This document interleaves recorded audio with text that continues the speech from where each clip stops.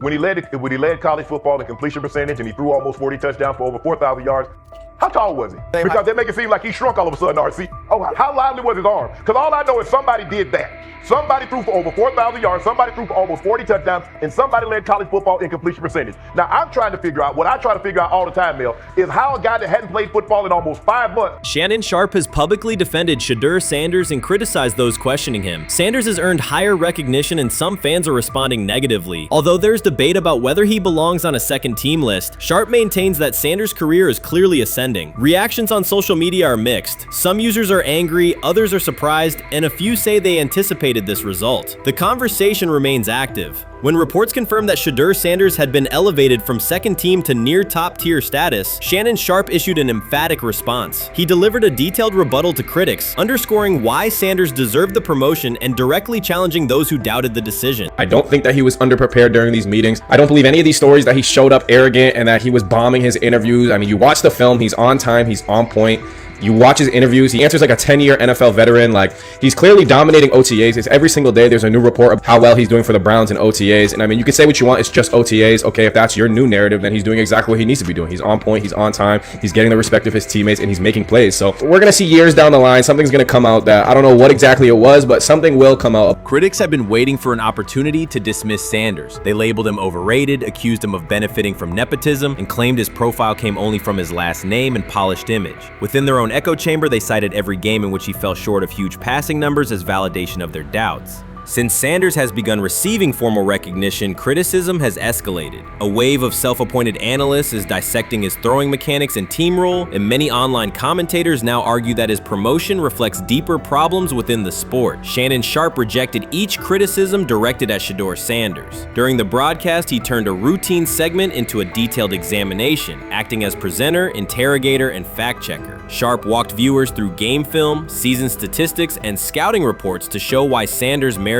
his recent promotion. Whenever a panelist claimed Sanders had not earned the role, Sharpe countered with completion percentages, efficiency ratings under pressure, and documented late-game drives that changed outcomes. He stressed that the backlash was driven less by on-field evidence and more by reluctance to revise earlier opinions. Sharpe argued that critics were upset not because Sanders lacked qualifications, but because his progress contradicted their initial narrative. By the end of the discussion, Sharpe had moved past simple defense and reframed Sanders as a clear example of performance-based advancement, demonstrating that early predictions can be wrong. Never heard of no Dylan Gabriel or Tyler Shock. What the hell is that? So how is Shedeur Sanders going behind them? I'll tell you how. Collusion. 4 different times they passed on him. How the hell does that happen? 4 rounds. It doesn't happen to a quarterback. We've never seen anything like this before. Shedeur Sanders with the watch. Shedeur Sanders with his bravado. Shedeur Sanders with this supposed arrogance or whatever. Shedeur Sanders' advancement did not happen by chance. While detractors questioned his resume online, he continued to prepare, attend every practice, and deliver accurate throws under pressure. The contrast between his output and the complaints directed at him has been stark. Some critics even argued the selection committee was, quote, biased toward performance, as if rewarding strong play were improper. Rumors quickly followed. Certain commentators speculated that a public relations push from the Sanders family must have influenced voters, suggesting everything from coordinated media strategies to alleged favors for coaches. None of these theories addresses the basic point. Sanders earned his promotion through consistent production, poise in the pocket, precise ball placement, and efficient decision-making. Shannon Sharpe highlighted these facts during his response. He noted that Sanders' performance metrics justify the recognition and emphasize that resistance to the move stems more from prior prejudice than from substantive evaluation. For Sharpe, the goal was clear: present the data, challenge unfounded claims, and correct the narrative. The discussion, therefore, became a broader statement about acknowledging merit and abandoning outdated assumption. Colin Cowherd defend college basketball coaches who have gotten a DUI, come to their defense and say they didn't need to be fired, that they deserve a second chance. But Shedeur Sanders drives 40 miles over the speed limit, gets a one-on-one ticket, and Colin Cowherd comes on his show today and says he's out on Shedeur Sanders. He's seen enough. He can't support him anymore. He can't be in the Shedeur Sanders camp. because of their speeding ticket. Shannon Sharpe addressed commentators who portray constant doubt as expertise. Those who discount strong performances with "we'll see" but declare bust after a single mistake. He noted their belief that progress only counts if an athlete visibly struggles. Sharpe's response was methodical rather than emotional. He presented evidence, cited statistics, and calmly refuted each claim. Following his remarks, several critics began revising or deleting earlier posts, recasting themselves as longtime supporters of Shedeur Sanders despite having questioned him for months. Sharpe insists on accountability, naming specific individuals and dates while requesting public acknowledgement of prior errors. He argues that analysts cannot spend months undermining a player's potential and then quietly adopt a supportive stance once the athlete succeeds. These are serious, big-time, top-of-the-line playmakers that they have. If you can go 45-42 in the fourth quarter because your quarterback set the school record with 510 yards passing. He was flawless. Shedeur is big time. I didn't know for sure, will it translate to the next level of competition? Yes, it might translate to the next level of competition as he can play. Critics who once claimed Shedeur Sanders was unprepared now hesitate to acknowledge their mistake. They resist retracting earlier comments and struggle to accept that an athlete can succeed without their approval. Sanders continues to share practice clips and game highlights without engaging the debate, while Shannon Sharpe documents every dismissive remark, ready to revisit them on national television. The disapproval did not slow Sanders. It underscored his progress and exposed the gap between perception and performance. As a result, the conversation has shifted. Analysts who doubted him now describe him as undervalued and publish detailed evaluations of his mechanics and game management, suggesting long-standing familiarity with his career. In a matter of weeks, critics have recast themselves as advocates, demonstrating how quickly opinion can change when consistent results leave little room for doubt. Shannon Sharpe signaled that his commentary is not over. He considers Sanders' advancement a positive outcome for every athlete who has been overlooked or criticized for having confidence. Sharpe stressed that analysts do not have the authority to determine who deserves recognition based on personal preference. The reaction to Sanders' promotion, he argued, revealed how quickly opinions can shift once results are undeniable. Sharpe pointed out that many vocal critics became quiet when confronted with objective performance data. This exchange, Sharpe insisted, reached beyond defending a single quarterback. It challenged the practice of dismissing achievements that do not fit familiar narratives. He reminded viewers that success does not require external approval and that consistent talent will surface despite online commentary intended to minimize it. While critics reconsider their positions, Sharpe remains steady, assigning credit to the athlete and allowing the scoreboard to confirm the argument. In his view, the statistics speak clearly enough. Sharpe also emphasized that the intensity of the backlash must be placed in context. College football is a volatile environment where unexpected outcomes are common. Therefore, declaring failure based on incomplete evidence only weakens the credibility of sports analysis. I view things as I got time. I got time to be able to grow and mature, and be able to understand the ins and outs of the defenses and be able to get the good insight from the vets in the room. So I look at it as, a plus, and whenever, it's time for me to play. Shedeur Sanders rolled into Brown's camp and instantly made the whole practice feel like a recess pickup game. NFL vets suddenly looked like they'd forgotten the playbook and were just trying to keep up. With that being said, I see some balls coming out of Shedeur Sanders at that camp, and I'm like, kind of looks like a guy. Yeah, I'm ready. He can sling it. Ready to I see him, some of the veterans, how they talk to him, mic'd up, see what he's doing in the community. Yep. Talking about Njoku there? Njoku, Mike Nebb. Yeah, once you see, different little interactions and things like that, I know he has the talent. We'll see. It'll be a competition that usually brings the best out of guys, especially young guys. So I'm interested to see how that quarterback situation. Right after Shedeur Sanders tightened his cleats and the Browns settled in for what they figured was a routine camp day, the whole vibe tilted sideways. No blazing comet, no UFO touching down at midfield, just a swagger-charged quarterback striding in like he'd crashed the wrong league and thought, yeah, I'll stick around and run this show. The Browns had no clue what storm was rolling in. You'd expect an NFL team to do a quick scout, maybe pull up a highlight reel or two, but nope. They greeted Shedeur with a shrug, only to watch him seize the field on snap one and run the whole operation like a seasoned pro. First and foremost, he's been the best quarterback in camp. Now look, Joe Flacco ain't had many opportunities. There was a whole day I saw he didn't throw the ball at all. Here's my theory on the situation. They already know who's starting in the number 2 is. They already know. Joe Flacco and Shedeur Sanders is already locked up. You're missing the boat, people. You're missing the boat.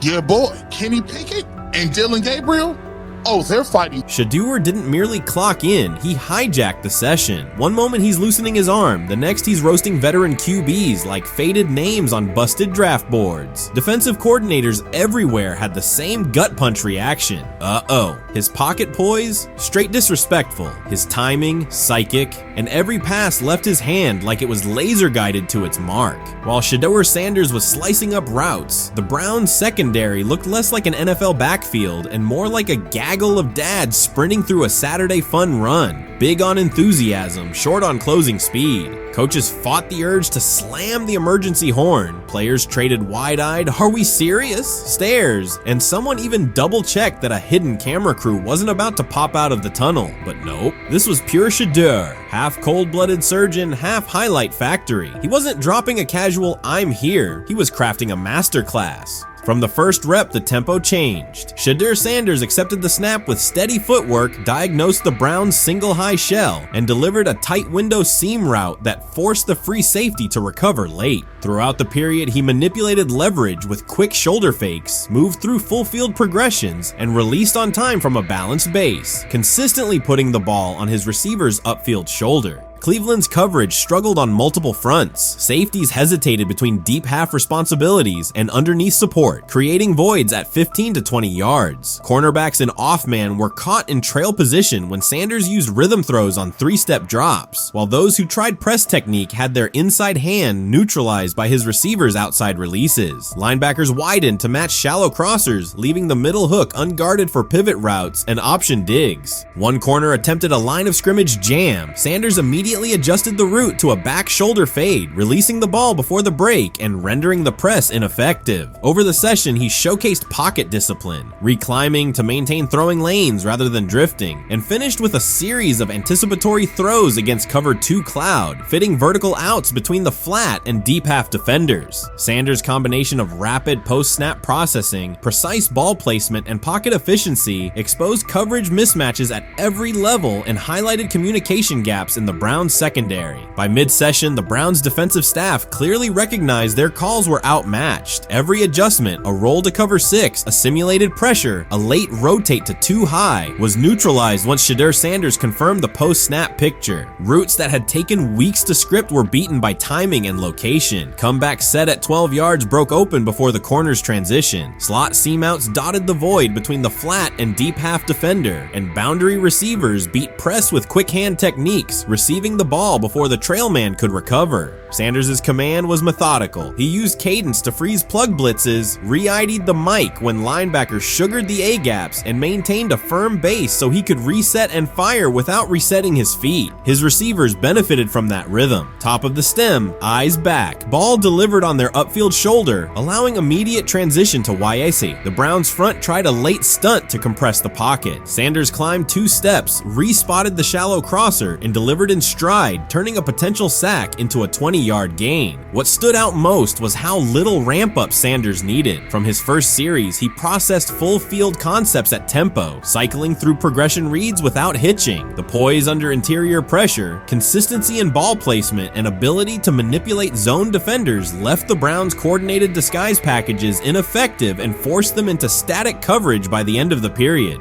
In short, Sanders' efficient mechanics, rapid processing, and anticipatory accuracy rendered Cleveland's defensive game plan ineffective at every level, from pre-snap disguise to post-snap spacing. Imagine there's many people that think Dylan Gabriel's a better quarterback than Shedeur Sanders. I don't care where they were drafted. If the Browns are the one team that thinks that, then I'm going to suspect it's not true. They don't know what listen, I've been on every quarterback evaluation for 30 years. Right. I never root against anybody. Yeah. But I'd be surprised if Dylan Gabriel's ever a legitimate starting quarterback for the Cleveland Browns. I'd be surprised. I just don't think. Well, then it is a wasted pick because you took him in the top 100. Yeah, but potentially. Yeah. May get away with it because of Shedeur. An edge rusher chirped at Shedeur Sanders between snaps, hoping to shake his rhythm. On the very next play, Sanders answered with a 30-yard laser, a deep dig from the boundary side that split the single high safety and the trailing corner. He hit the top of a 5-step drop, kept a firm base, and delivered on time to the receiver's outside shoulder, turning what should have been a routine rep into a sudden change explosive. From that moment on, every coverage wrinkle the Browns tried, rotating from cover 3 to quarter half, half, flashing a Tampa 2 shell, mugging both A-gaps, was met with a precise counter. When corners pressed, Sanders adjusted the route to a back shoulder fade. When safeties widened, he checked to a glance post. When linebackers bailed, he found the running back on a delayed option out of the backfield. Even late simulated pressures couldn't move him off his spot. He simply climbed, reset his feet, and fired. As Cleveland's defenders rotated through checks, Sanders manipulated them with cadence and eye discipline. He froze weak side safeties long enough to create intermediate windows, then feathered the ball into those lanes before help could arrive. When the Browns finally dropped 7 and matched every route, Sanders tucked the ball and converted 2 separate 3rd and 6 situations on the ground, reminding everyone that his mobility is as calculated as his arm. By the end of the session, the defensive coordinator's call sheet looked obsolete. Sanders had neutralized blitz looks, exposed spacing issues in zone, and forced the unit into static base coverage just to survive the period. It wasn't a camp drill anymore. It was a clinic on timing, processing speed, and controlled aggression, delivered snap after snap by a quarterback who never needed a warm-up lap to own the field. They never planned on taking him. The problem is, like Ocho Cinco said, you got somebody that has endeared himself to the locker room. And guess what? The difference between him and Tim Tebow, the biggest one, is he can play. He can throw the ball. Tim Tebow running around being an H-back, he can throw the ball. And he's done everything he needs to do. He ain't saying nothing. He ain't rocking the boat. He ain't mad about the reps. He ain't mad about none of that.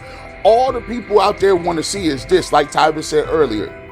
We want to see what he can do with Jerry Jeudy. That's it. I want to see what he can do with David Njoku. I want to see him with Junkins. I want to see him with the first running backs. If you are cooking, if you are beating down the doors with the 3s and 4s, guess what? You deserve more. From the first team period on, Cleveland's secondary looked a step slow. A deep third safety hesitated on a post-snap rotation, leaving Shedeur Sanders free to climb the pocket and fire a 22-yard out that arrived before the defender could plant and drive. The supporting cast around him, players fighting for roster spots, not Pro Bowl invites, benefited from his command. Sanders used tempo to control the defensive front, altered protections at the line, and located throwing lanes so quickly that one receiver didn't register the catch until he crossed the goal line. As the Browns tried new personnel groups, coverage busts multiplied. Starters slipped out for hamstring stretches while rookies rotated in, only to find the ball arriving on their blind side before they'd completed a midpoint squeeze. On a later 3rd and long, Cleveland finally closed the interior rush lanes, compressing the pocket with 3 defenders. Sanders pivoted through the traffic, stepped into a narrow escape window, and, without resetting his shoulders, whipped a no-look pass to the boundary curl for a fresh set of downs. The throw turned a potential sack into an explosive play and left the coaching staff scrambling for answers. The people who are fascinated by Shedeur for whatever reason, whether it's his play, I guess, last year was kind of fun. If you're just like a guy who grew up like loving Deion Sanders and passed that love on down to your kids, I can see why you're like that. The one thing I will give them is you're looking at this quarterback room. If you're a fan of Shedeur and say, why can't he go beat Dylan Gabriel or Joe Flacco or Kenny Pickett?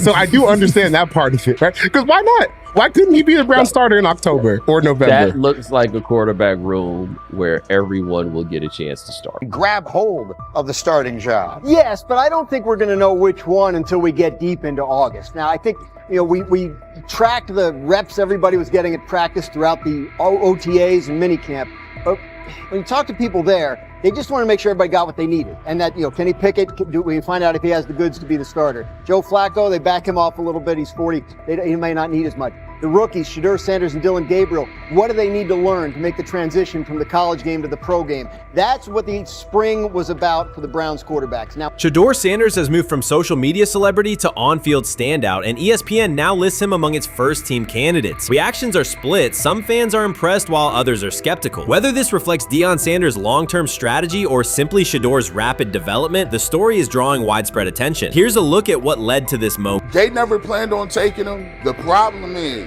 like Ocho Cinco said, you got somebody that has endeared himself to the locker room. And guess what? The difference between him and Tim Tebow, the biggest one, is he can play. He can throw the ball. Tim Tebow running around being an H-back, he can throw the ball. And he's done everything he needs to do. He ain't saying nothing. He ain't rocking the boat. He ain't mad about the reps. He ain't mad about none of that. All the people out there want to see is this, like Tyler said earlier. We want to see what he can do with Jerry Jeudy. Online reactions are sharply divided. Some fans strongly support Sanders, while others argue he is overrated. Traditional analysts cite statistics and claim his recognition comes mainly from his father's name. Sanders supporters are actively celebrating his rise and already predicting a future NFL career. Sports media outlets have made his candidacy a central topic of debate. The discussion now extends beyond statistics and victories to include his marketability, public image, and on-field presence. Sorry, is Shedeur Sanders going to get a chance to win this job? Do you believe he gets a legit shot to win this job?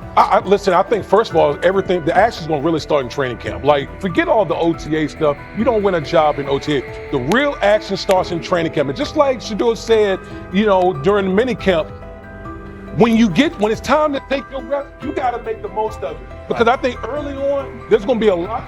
Remember, Joe Flacco didn't hardly practice in OTAs and mini camps because they were giving the young guys. Right. So when he gets his opportunity, he's going to have to make the most of it. Analysts are closely reviewing game footage to evaluate Sanders' decisions and mechanics, while others examine his social media activity to see how he balances content creation with quarterback duty. Shedeur Sanders' placement on ESPN's early first-team list has taken over the college football conversation. Supporters circulate his highlights and argue that his on-field production and leadership justify the honor. Skeptics claim the recognition relies too heavily on his family name and question whether his resume is strong enough for first-team status. Analysts are rewatching game footage to assess his reads, accuracy, and pocket presence, while others examine how he balances a high-profile social media presence with quarterback responsibilities. The debate has pushed other storylines, such as conference realignment and NIL issues, into the background, leaving fans and commentators focused on Sanders' performance, marketability, and overall impact on the sport. I'll keep saying it.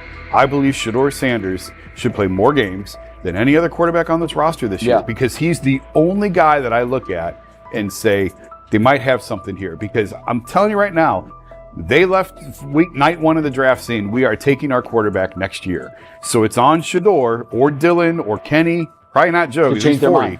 To change their mind. But you got to find out.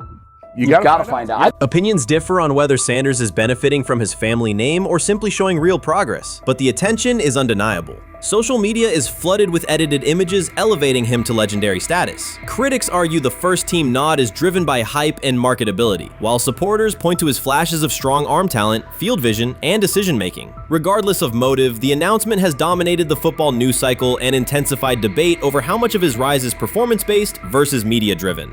Highlight reels rarely show Sanders' turnovers, late-game mistakes, or inconsistent stretches. Being named to a first-team watch list suggests sustained dominance, something Sanders has displayed only in flashes. His selection appears driven as much by brand recognition and media appeal as by performance. ESPN's decision has intensified debate. Data-driven critics post statistics that question his resume, while passionate supporters predict awards and future NFL success. Commentators recall a time when first-team consideration required years of proven excellence. Yet many fans already see the announcement as confirmation that Sanders is on track for major college football honors. Shedeur Sanders has earned first-team reps when training camp commences later in July. I'm not saying like he's the first guy up when you do 11 on 11s day 1, 2, 3, 4, 5 at training camp. I'm not necessarily saying that, but he's the one quarterback that we didn't get a chance to see take reps with the ones.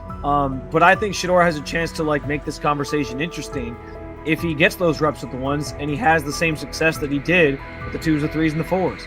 I have confidence he can show you something, but I got to see it. We all got to see it before we can actually judge that. Some believe Deion Sanders is already preparing for an award ceremony, while others are furious, threatening to protest ESPN's credibility over Shedeur's first-team mention. Critics argue that honoring Sanders without a full season of elite play undermines college football standards. Supporters insist his performance and profile justify the recognition. The debate reflects a broader clash between traditional merit-based evaluation and modern brand-driven visibility. In today's landscape, first-team consideration is no longer only about statistics. It also involves marketability and audience engagement. Whether welcomed or rejected, Sanders commands attention and embodies the sport's shift toward both performance and personal brand. How you feeling? I'm getting there. You see what I got on, right? That's what I was asking how you help for. Yeah, I'm getting there. See? Brian, what they had to do? I had blood clots. Okay. And they amputated, But I work with it. Man. Yeah, I'm amputated. So I get that work done a couple times a day. Keep the blood circulating, blood flowing, but It's a new normal. And the best thing about here, we have a whole medical team on the second floor. Right. We have a whole medical floor, which is great. Deion Sanders is shaken, this time not by a hit on the field. In a sudden turn, Ryan Clark has uncovered a serious plot affecting Shedeur Sanders' NFL draft status, and the disclosure is reverberating across the sports community. What once looked like a simple scheduling delay may actually be a calculated effort to undermine Deion's son. The facts suggest intentional sabotage, a breach of trust, and repercussions that could be far-reaching. This is no routine football headline. It is personal, and Coach Prime did not see it coming.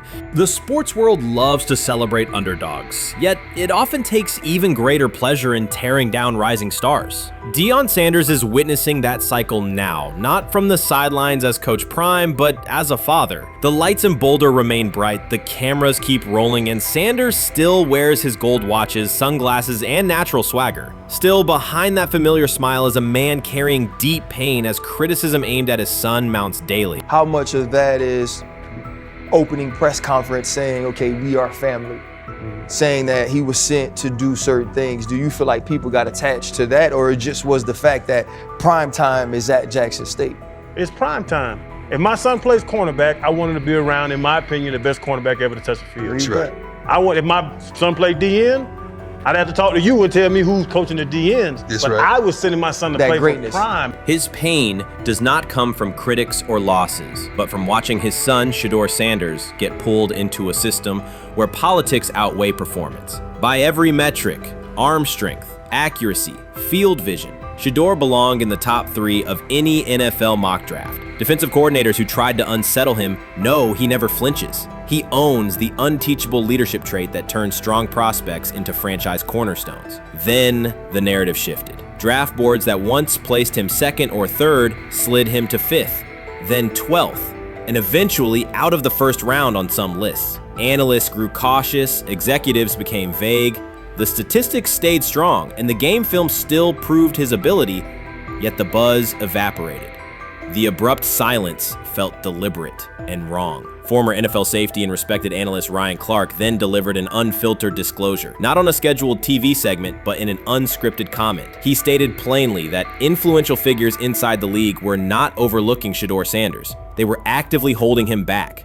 The motive, Clark said, was political, and the real target was Deion Sanders, Hall of Famer, architect of Jackson State's resurgence, and the coach who turned a 1-11 Colorado program into a national headline. Deion's refusal to conform, wearing sunglasses indoors, dancing with players, speaking candidly, challenged an establishment that favors predictable images and rehearsed statements. According to Clark, that resistance to tradition was not forgotten. When Shedeur displayed the same mix of talent and confidence, concern spread through front offices and media circles. Questions about leadership style and attitude surfaced. Coded language for discomfort with a quarterback who mirrors his outspoken father. Clark's point was clear. The issue is not Shedeur's performance. If he had posted identical numbers at Ohio State or Alabama, endorsements and media specials would follow. Instead, interest cooled, because the Sanders family embodies a self-made identity the league cannot easily manage. Their visible pride and independent brand challenge a system that prizes control. And that threat, not football ability, is what Clark believes is suppressing Shedeur's draft stock. He lied to us all when he said that this was going to be an open competition, a 4-man open competition when it comes to the QB situation up there in Cleveland, in which, from the looks of it, all we've seen it be was a 3-man race. The only people that has been getting reps in with the first team or with the veterans are Joe Flacco, Kenny Pickett, and Dillon Gabriel. We've never seen my boy Shedeur Sanders get a chance to get in. Even with him doing the things that he has been doing up there, he has yet to get in with the... Shedeur Sanders was caught off guard by Coach Kevin Stefanski's recent remarks, which have sparked talk of bringing in another starting quarterback. Commentators are debating whether Stefanski's comments reflect eroding confidence in Sanders or a brief lapse in judgment, but the rookie now faces intensified scrutiny over his role. The Browns, we got an analyst that says that Shedeur Sanders should have some kind of a ban? Banishment of some kind? Come again? Say what? For what? And we've got, this would be more troubling. If I'm a Browns fan, and this is where we're going to start, potential dissension in the ranks of the front office and the coach. And over what? Quarterback. When a program's headline quarterback suddenly becomes the subject of sideline murmurs and quiet searches for replacements, the situation is unmistakable. It's a breach of trust. Shedeur Sanders, the passer who put Colorado back in national conversations with his production and profile, has just received a clear message that his job security is in question. Coach Kevin, the assistant previously considered to be in Sanders' corner, made remarks that ignited speculation about changing quarterbacks. Fans, analysts, and even Deion Sanders are now reassessing the team's unity and its true plan for the position. The comment was no accident. It was a deliberate signal that the staff may soon elevate a backup. For perspective, Shedeur Sanders did not step into ideal conditions last season. He was sacked so often that Colorado could have dedicated a locker to every opposing edge rusher who reached him. Could I possibly go to bat for Kevin Stefanski as a great head coach? No, I couldn't. Could you go to bat against him, saying he's a horrible head coach? No, I can't. I think that's why we fall in the middle. I think that's why in a lot of these discussions, and that's why a lot of the rankings, you see him right now in that 15 to 20 range, somewhere in that middle pack of NFL head coaches. I've said earlier, Kevin Stefanski has already been given more head coaches than any coach I've ever seen in Cleveland. Starting with the decision to move on from Baker and him clearly still having another level to get to in Tampa. Last season, Shedeur Sanders often had to operate behind an offensive line that provided minimal protection, yet he still delivered precise throws and critical drives. At times, he seemed to be carrying a struggling roster almost on his own. Despite the constant pressure, he never complained, never threatened to transfer, and never acted entitled. He remained with Colorado because he trusted the program, trusted his father, and believed in the team's larger mission. That loyalty is why Coach Kevin Stefanski's recent statement that the quarterback competition is wide open struck so sharply. The remark implies that Sanders' starting role is insecure, as though the player who absorbed countless hits while holding the offense together is simply another name competing with walk-ons and first-year athletes who are still learning the cadence. This goes beyond ordinary coach language about fostering competition. It introduces genuine uncertainty about the staff's confidence in Sanders and invites speculation that Colorado is actively assessing outside options through the transfer portal. By characterizing the position as vacant, Stefanski has planted seeds of doubt that could quickly evolve into rumors and undermine the stability of the locker room. I'm sorry, but when it comes to quarterback, I'm gonna defer to my head coach, generally speaking, especially one with Stefanski's track record and how he's viewed across the league. So this is interesting because it tells you Kevin Stefanski's not a Shedeur Sanders guy. And it also tells us who made these picks. Exactly. The Cleveland Browns made a rather awkward decision in the NFL draft, opting to take quarterback Dillon Gabriel in the 3rd round, well before he was expected to fly off the board. Then 2 rounds later, the Browns took fellow quarterback Shedeur Sanders. So what exactly is going on? Discussion has begun about whether Colorado is actively evaluating another quarterback and preparing for life after Shedeur Sanders. Analysts are debating whether Coach Kevin's move is calculated strategy or a misstep that jeopardizes team stability. Sanders remains a top NFL prospect, Deion Sanders' son, and the program's public face. His highlights dominate social media and his jerseys outsell the team's victories. Yet he is once again being asked to reaffirm his position. The issue is more than routine roster management.